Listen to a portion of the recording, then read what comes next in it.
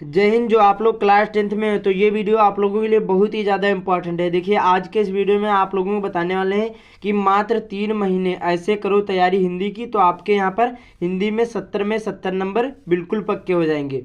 देखिए यह एक ऐसा विषय होता है जो आपके परसेंटेज को बढ़ाता है, और मैं आप लोगों को ऐसी ट्रिक बताने वाले हैं कि मात्र इन 3 महीनों में आपके बहुत ही अच्छे मार्क आएंगे। और जो अच्छे से पढ़ाई कर लिए 3 ही महीने, तो 70 में 70 नंबर बिल्कुल कंप्लीट हो जाएंगे। चाहे आपने अभी तक कुछ भी नहीं पढ़ा है तो वीडियो को पूरा देखना, सारी चीज़ें बताऊंगा और एकदम कम बताऊंगा, उतना ही तैयार करना। मैंने बहुत सारी रिसर्च करके ये बनाया सिलेबस, उतना ही आपको पढ़ना है। मैंने बहुत सारे previous year paper, question paper, उसके बाद में विद्या और यहाँ पर एनसीईआरटी पैटर्न, सारी चीज़ें देखकर मैं आप लोगों को बता रहा हूँ। ये मैं जो इतना बताऊँगा इतना ही आपको तैयार करना है मात्र 3 महीने में, और बहुत ही अच्छे मार्क आएंगे और बहुत ही कम बताऊंगा। और जो ना है तो चैनल को अनसब्सक्राइब कर देना।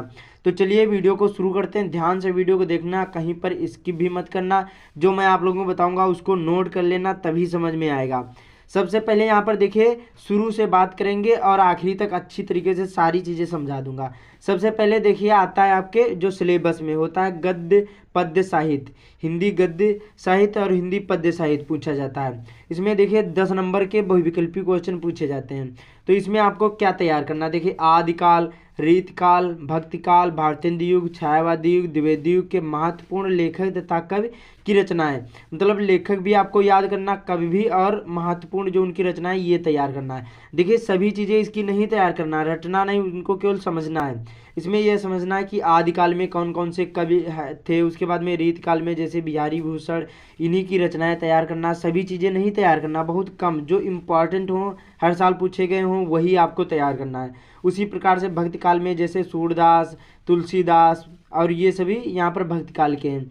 भारतेंदु युग के जैसे भारतेंदु, हरिश्चंद्र, छायावादी जैसे प्रसाद पंत निराला। उसी प्रकार द्विवेदी युग के महत्वपूर्ण आपको लेखक तथा कवि और उनकी आपको रचनाएं तैयार कर लेना है। बस इतना ही तैयार करोगे 10 नंबर पक्के हो जाएंगे। यही पूछा जाता है, इनसे अलग कुछ भी नहीं आता है, लेकिन आपको अच्छे से पढ़ना पड़ेगा। उसके बाद में और ये भी तैयार कर लेना, विधा पूछी जाती हैं। जैसे यहाँ पर नाटक पूछ लिया जाए कि नाटक कौन सा है, तो ये भी तैयार कर लेना है इन्हीं के साथ साथ, रचनाओं के साथ साथ। कि जैसे यहाँ पर कामायनी क्या है, रचना कौन सी, मतलब जैसे यहाँ पर महाकाव्य है कि क्या है, जैसे श्री रामचरितमानस महाकाव्य है, तो ये विधा होती है। तो ये जरूर तैयार कर लेना, बहुत सिंपल सा होता है। जो इम्पोर्टेंट हो उन्हीं को तैयार करना, सारी चीज़ें नहीं तैयार करना है। इतना समझ में है, इसको नोट कर लो अच्छी तरीके से, इतना ही रखना। वीडियो के आखिरी में जो बताऊंगा वो बहुत ज़्यादा इंपॉर्टेंट होगा, तो वीडियो को अच्छे से वॉच करना। इतना समझ में आया।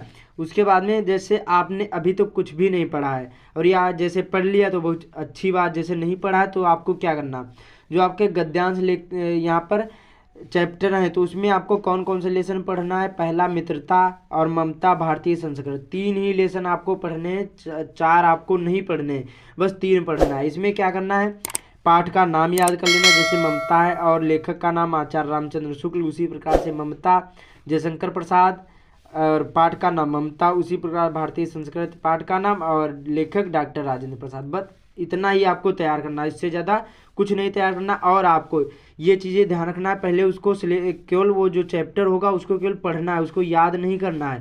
केवल समझना है कि उसमें मित्रता नामक पाठ से उसमें क्या जो इम्पोर्टेंट है, उससे क्या होगा आपको अच्छी तरीके से समझ में आ जाएगा। बस इतना ही तैयार करना, अच्छे से आपको ये तैयार कर लेना है। उसका देखिए बहुत सिंपल सा होता है। जैसे कोई लेसन यहाँ पर देखिए मित्रता नामक लेसन है, तो उसमें क्या करना है, देखिए उसको केवल इतना समझना है कि उसमें क्या दिया है, बस आपको और सारी चीज़ें कुछ नहीं करना है, यही इम्पॉर्टेंट होता है। जैसे यहाँ पर देखिए गद्यांश हो चाहे पद्यांश कोई भी हो, जैसे ये यहाँ पर देखिए भारतीय संस्कृत है, तो उसको एक बार केवल पढ़ोगे तो उसमें कुछ ऐसे पॉइंट मिल जाते हैं उससे संबंधित, तो उससे ही समझ जाओगे कि ये कौन से पाठ से लिया गया है। तो पाठ आपको पढ़ लेना है, एक बार केवल पढ़ना है, अच्छे से याद हो जाएगा। तो केवल इनको 3 ही लेसन पढ़ना है। वैसे लेसन तो बहुत सारे हैं, लेकिन आपको 3 ही लेसन पढ़ने, इतने में ही आपके यहाँ पर 6 नंबर पक्के हो जाएंगे। और क्या करना, इन तीनों में से आपको 2 के जीवन परिचय तैयार कर लेना, लेखक के। ये आपको ध्यान रखना, 2 लेखक के जीवन परिचय तैयार कर लेना। मैंने वीडियो बना दिया है कि जीवन परिचय याद करने की ट्रिक, तो 2 इनमें से जो आपको पसंद हो 2 इनमें तैयार कर लेना लेखक के। एक 100% पूछा ही पूछा जाएगा। मैंने बहुत सारी रिसर्च करी है, अच्छे से तैयार करोगे। अथवा अगर के यहाँ पर 3 जीवन परिचय पूछे जाते हैं, इनमें से एक ही करने होते हैं, तो 100% एक तो फंस जाएगा इन तीनों में से। उसके बाद में यहाँ पर देखिए, इतना समझ में आया, ये हो गया आपके 6 नंबर, ये 6 5 यहाँ पर 11। उसके बाद में 11 आपके नंबर ये पक्के हो जाएंगे इसमें गद्यांश के।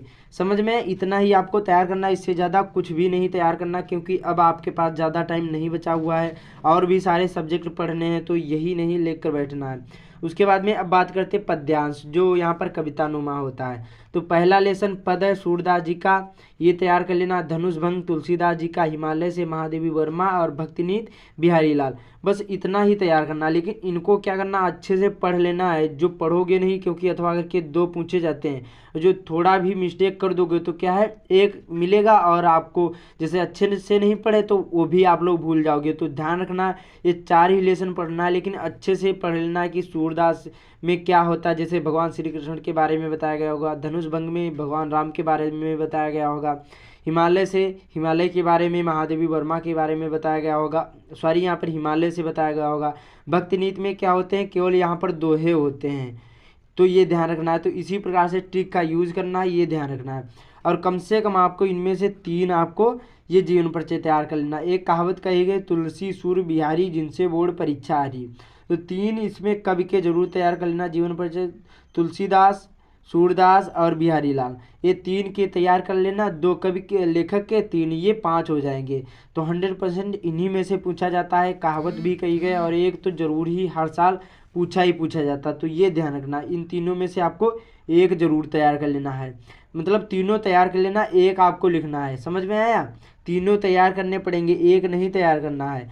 क्योंकि देखिए 7 सेट होते, पता नहीं आपने जो तैयार किया या फिर आया या फिर नहीं आ सकता। मैं जितने बताऊंगा 100% आएंगे, लेकिन ये कन्फर्म नहीं होता कि आपके सेट में आएगा या फिर नहीं आएगा। उसके बाद में बात करते हैं यहाँ पर संस्कृत खंड जो आपका आता है। तो इसमें पहला लेसन है वाराणसी, और दूसरा तैयार कर लेना है प्रबुद्धो ग्रामीणा, फिर भारतीय संस्कृति और जीवन सूत्राण। ये 4 लेसन इसमें क्या आता है, इसमें देखिए संदर्भ लिखने को आता है और अनुवाद आता है। संदर्भ में आपको पता होगा कि पाठ का नाम याद करना होता है, बस संदर्भ संस्कृत में लिख पाओगे बड़ी आसानी से, और अनुवाद करने को आता है। तो इनको अच्छी तरीके से पढ़ लेना है। यही लेसन 100% एक तो आ जाएगा, क्योंकि अथवा के 2 पूछे जाते हैं, तो ये ध्यान रखना है। और आपको कम से कम 4 या 5 श्लोक तैयार कर लेना, तो 10 नंबर ये पक्के हो जाएंगे। श्लोक भी पूछा जाता है, संदर्भ लिखना और अनुवाद भी करना आता है, तो श्लोक भी तैयार करना, और ये देख लेना है कि कौन से पाठ में श्लोक हैं।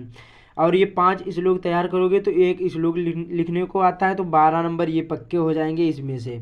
तो 5 तैयार कर लेना है, पाठ का नाम श्लोक के भी तैयार कर लेना, उदाहरण अनुवाद सहित आपको तैयार कर लेना है। तो इतना ही तैयार करोगे तो इसमें भी 12 नंबर आपके पक्के हो जाएंगे। बहुत ही कम मैं बता रहा हूँ, इतना ही तैयार करना। मैंने बहुत सारी रिसर्च करके ये सारी चीज़ें आप लोगों को बता रहा हूँ। उसके बाद में बात करते हैं, इतना समझ में। अब चलते हैं यहाँ पर व्याकरण में। सबसे पहले देखिए रस, आपके बोर्ड एग्जाम में 2 ही रस पूछे जाएंगे, हास्य रस और करुण रस। तो देखिए ये बहुत सिंपल से होते हैं। जो हास्य रस होता है तो इसका स्थायी भाव और उदाहरण तैयार कर लेना। हास्य रस का स्थायी भाव हास होता है, करुण रस का स्थायी भाव शोक होता है। तो बहुत सिंपल से हैं, और केवल इनके उदाहरण तैयार कर लेना है। बहुत सिंपल से ये बहुविकल्पी क्वेश्चन में पूछे जाएंगे। छंद में रोला सोरठा 2 ही छंद हैं, इसका भी क्या करना, परिभाषा तैयार कर लेना है और उदाहरण।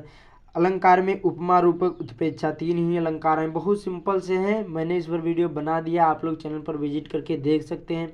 बाकी चैनल को सब्सक्राइब भी कर लेना, आपको हर एक वीडियो प्रोवाइड करेंगे। उसके बाद में बात करते हैं यहाँ पर परिभाषा उदाहरण सहित आपको ये तीनों चीज़ें के अच्छी तरीके से तैयार कर लेना है। समास में द्विगु और द्वंद्व बहुब्रीहि, देखिए बहुब्रीहि कन्फर्म नहीं है, लेकिन हो सकता है भी नहीं भी आ सकता, लेकिन ये 2 समास जरूरी तैयार कर लेना, द्विगु और द्वंद्व। देखिए द्विगु समास में क्या होता है, संख्यावाचक होता है। जैसे आपने तो पढ़ा ही होगा चौराहा, सप्तऋषि, क्या सप्तऋषि, उसी प्रकार से सप्त सिंधु, या फिर यहाँ पर चारपाई। तो यहाँ पर संख्यावाचक होता है द्विगु समास। द्वंद्व समास में जैसे राजा रानी, क्या हो गया, राजा रानी। उसके बाद में माता पिता, तो यहाँ पर योजक चिन्ह लगा होगा या माता और पिता होगा, योजक चिन्ह लगा हो या फिर और का लोप हो, तो समझ जाना वहाँ पर क्या होगा, द्वंद्व समास होगा। बहुत सिंपल से हैं, आप लोग कमेंट करोगे तो मैं आप लोगों को जल्दी वीडियो प्रोवाइड कर दूंगा। इतना समझ में आया, यही आपको तैयार करना है, इनसे अलग कुछ भी नहीं पूछा जाएगा। उसके बाद में बात करते हैं तत्सम, जो इम्पॉर्टेंट तत्सम तद्भव है वो तैयार कर लेना। पर्यायवाची जो इम्पोर्टेंट हो 10-10 ही तैयार करना, जो ज़्यादातर पूछे गए हैं, यही पूछे जाते हैं हर साल हैं। बाकी उपसर्ग बहुत सिंपल सा होता है। उपसर्ग क्या होता है, किसी शब्द के पहले जुड़ना। जैसे कोई शब्द है, जैसे पर्यायवाची है, क्या है यहाँ पर पर्यायवाची कोई एक शब्द है, तो इसमें जो वाची है ये क्या है, प्रत्यय है जुड़ा है। कोई पर्याय एक शब्द है, इसी में वाची जोड़ दिया गया तो क्या बन जाता है, ये पर्यायवाची बन जाता है। तो ये आखिरी में जुड़ना क्या कहलाता है, प्रत्यय कहलाता है। उपसर्ग किसी शब्द के पहले जुड़ना। जैसे यहाँ पर कोई वार शब्द है, इसी के पहले जो हम परि जोड़ देंगे तो परिवार बन जाएगा। तो किसी शब्द के पहले जुड़ना उसी को हम उपसर्ग बोलते हैं, किसी शब्द के आखिरी में जुड़ना उसको हम प्रत्यय बोलते हैं। जैसे लंबाई, तो आई आखिरी में आया तो क्या होगा, प्रत्यय होगा। उपसर्ग में जैसे यहाँ पर उपसर्ग में परिवार या फिर नाम में आगे उप जोड़ दिया जाएगा तो उपनाम बन जाएगा। पन, जैसे बचपन, बच जोड़ दिया गया तो बचपन बन जाएगा। बहुत सिंपल सा है, इसी प्रकार से आपको ये तैयार कर लेना है। संधि में देखिए बहुत सिंपल सी, केवल एक ही संधि आपको पढ़ना, यड़ संधि है, बहुत सिंपल सा है। बाकी शब्द रूप में आपको क्या तैयार कर लेना, मति एक और फल वाला दो ही आपको तैयार कर लेना है। और यहाँ पर धातु रूप में पूछे जाते हैं, इसमें केवल हंस धातु ही आपको तैयार कर लेना, यही पूछी जाती है, 100% यही आती हैं। तो इतना तैयार कर लेना, बहुत सिंपल सा, एक दिन का इतना काम है। अच्छे से आप लोग पढ़ोगे एक दिन में ये भी तैयार कर सकते हो, बहुत ही कम, इसलिए मैं आप लोगों को बता रहा हूँ। अब चलते हैं महत्वपूर्ण आपके कौन से यहाँ पर निबंध। निबंध में मैंने इन पर सभी पर अच्छी तरीके से वीडियो बना दिया, जनसंख्या वृद्धि पर, पर्यावरण प्रदूषण पर, विज्ञान वरदान या अभिशाप पर। मैं इनमें से 2 ही बता दूंगा, वही आ जाएंगे। लेकिन क्या होता है कि आपके सेट में आएगा या फिर नहीं आएगा ये कन्फर्म नहीं होता है, क्योंकि 7 सेट होते हैं, इसलिए मैं आप लोगों को 5 बता रहा हूँ। विज्ञान वरदान या अभिशाप, स्वदेश प्रेम, और एक अपने मन से जो आपको अच्छा लगे वो तैयार कर लेना। देखिए निबंध में आपको 3 चीज़ें आनी चाहिए, तभी अच्छी तरीके से निबंध लिख पाओगे। पहले होता प्रस्तावना। प्रस्तावना में क्या लिखा जाता है, जैसे पूछा गया पर्यावरण प्रदूषण पर है तो इसमें क्या प्रस्तावना पहले हेडिंग डालोगे, इसका मतलब होता है कि इसमें आपको परिचय देना है पर्यावरण प्रदूषण क्या है।